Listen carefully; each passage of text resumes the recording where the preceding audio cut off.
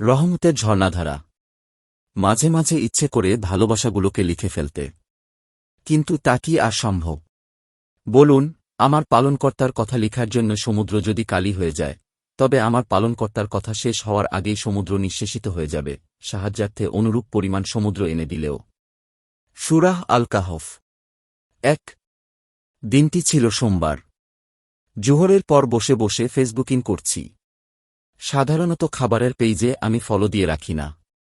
আমাদের পূর্ববর্তীগণ মধু মিশ্রিত পানি কিংবা ২ আইটেম খাবার দেখলেই কেঁদে ফেলতেন, সেখানে আমরা আছি কিভাবে ভালো খাবার খাওয়া যায় সেই খোঁজে। এই ভেবে অ্যাভয়েড করার ট্রাই করি, কিন্তু সাজেশনে খাবারের পেইজ দেখে আনমনে স্ক্রোল করছি। বিভিন্ন পিঠা, রান্না করা খাবার, আচার, নারকেলের নাড়ু আরও অনেক কিছুই ছিল। দেখছি আর আম্মুর কথা মনে পড়ছে। আম্মু যখন বেঁচে ছিলেন, ছোটবেলায় এই নাড়ুগুলো বানাতাম দুজন মিলে। একসময় কান্না চলে আসল। যাদের মা নেই, তারাই একমাত্র বুঝতে পারবে তার ভালোবাসা কি, আর রান্না করা খাবার কি জিনিস। কিন্তু আমার রব, তার ভালোবাসা তো অফুরান, তিনি একটা ব্যবস্থা করেই দেন। তিনি তো আর রাজাক, আলোয়াদুদ। একটু পর এক জুনিয়রের রুমে গেলাম কাজে, সে জোর করে ধরে আপেল দিয়ে দিল। আরেক ফ্রেন্ডের সাথে দেখা, সেও বলল রুমে আয়, কোনোদিন তো আসিস না। ও দুপুরের খাবার খাচ্ছিল। এমনি কথা বলতে বলতে বলল, ওখান থেকে বক্সটা বের করো, সারপ্রাইজ। বক্সের ভেতর নারিকেলের নাড়ু। কিন্তু আমি তো রোজা রেখেছি, আরেকদিন খাব। আরে তাই নাকি? এরকম রোজাদার তো আর পাওয়া যাবে না। সবগুলো নিয়ে যা, ইফতারের জন্য। আমি কি বলবো? আমি ততক্ষণে স্পিচলেস। তার রুমমেটও বিস্কিটের প্যাকেট ধরিয়ে দিল। আর আমি আমার রবের ভালোবাসায় সিক্ত হয়ে গেলাম। একটুখানি মন খারাপ, আর রব্বে করিম সাথে সাথে এত কিছু উপহার দিলেন। কেঁদেই ফেললাম রুমে এসে। এখনই শেষ নয়। একটু পর এক ফ্রেন্ড মেসেজ দিল রাতে ওর সাথে খেতে, গরুর মাংস রান্না করে পাঠিয়েছেন আন্টি। আবার কেঁদে ফেললাম। আলহামদুলিল্লাহ। আমি এই নিয়ামতের শুকরিয়া আদায় কিভাবে আদায় করব জানি না। আলহামদুলিল্লাহ। ২। বাবা অনেক অসুস্থ। ব্যথায় কষ্ট পাচ্ছিলেন, কিছুতেই ভালো হচ্ছেন না। কয়েকদিন সাথে থেকে দেখাশোনা করলাম। একটু অবস্থা ভালো হলে আমি চলে গেলাম ক্যাম্পাসে, সম্ভবত এক্সাম ছিল। কিন্তু বাবা পুরোপুরি সুস্থ না। কি করব, কিছুই বুঝতে পারছিলাম না। রাতে দাঁড়িয়ে গেলাম আমার রবের সামনে, দোয়া ছাড়া কিছুই করার ছিল না। সকালে বাবা কল দিয়ে বললেন ব্যথা কমেছে। ঠিক রাত ৩:৩০টার দিক থেকে ভালো বোধ করছেন। আল্লাহু আকবার। আবার স্পিচলেস হয়ে গেলাম। ওই মুহূর্তে আমি সিজদায় ছিলাম। আল্লাহু আকবার। রাতে সালাত, অব্যর্থ তীর। আমি জানি না এই পাপী বান্দার দুয়া কবুলের কারণে এমনটা হয়েছে কিনা, তবে অসুস্থতা সেরে উঠেছে, সেটাই বড়। আলহামদুলিল্লাহ। জানি না কিভাবে এর শুকরিয়া আদায় করব।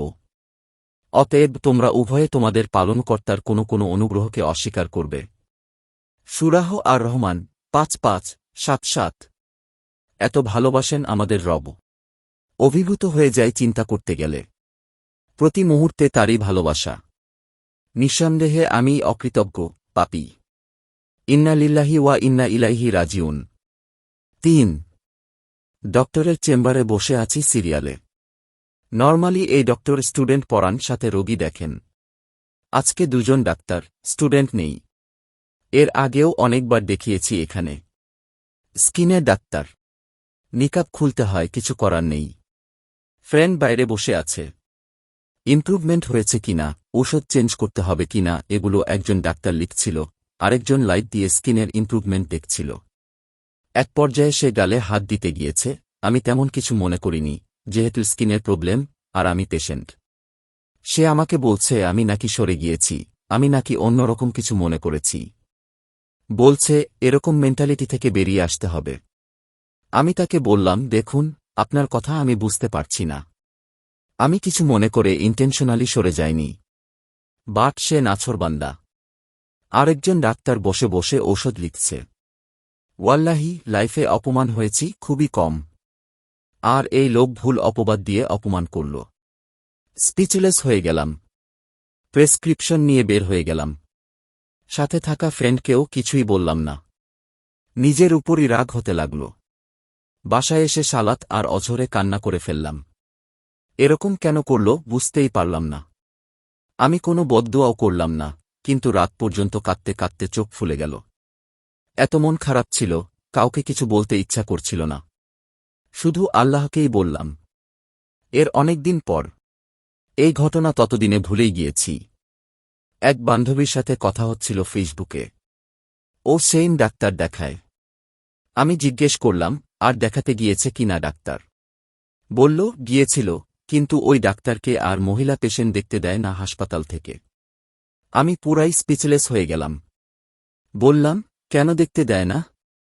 বলল, তা বলেনি, কিন্তু ও খোঁজ নিয়ে জেনেছে ওনার নাকি প্রবলেম আছে। আল্লাহু আকবার। আল্লাহ সুবহানাহু ওয়া তাআলা আমাকে কত বড় বিপদ থেকে বাঁচিয়ে দিয়েছেন বুঝতে পারলাম। আবার আমি কমপ্লেইনও করিনি, কিন্তু ঠিকই ওনার মহিলা রোগী দেখা বন্ধ করে দিয়েছেন। আলহামদুলিল্লাহ। আমি আবার সিক্ত হয়ে গেলাম রবের ভালোবাসায়। আমরা ভুলে যাই, কিন্তু আমাদের রব কখনো ভুলে যান না। পৃথিবীর সমস্ত বৃক্ষ যদি কলম হয় এবং এই যে সমুদ্র, এর সাথে যদি আরও ৭টি সমুদ্র যুক্ত হয়ে কালি হয়, তবুও আল্লাহর বাণী নিঃশেষ হবে না। আল্লাহ পরাক্রমশালী, প্রজ্ঞাময়। সূরা লুকমান।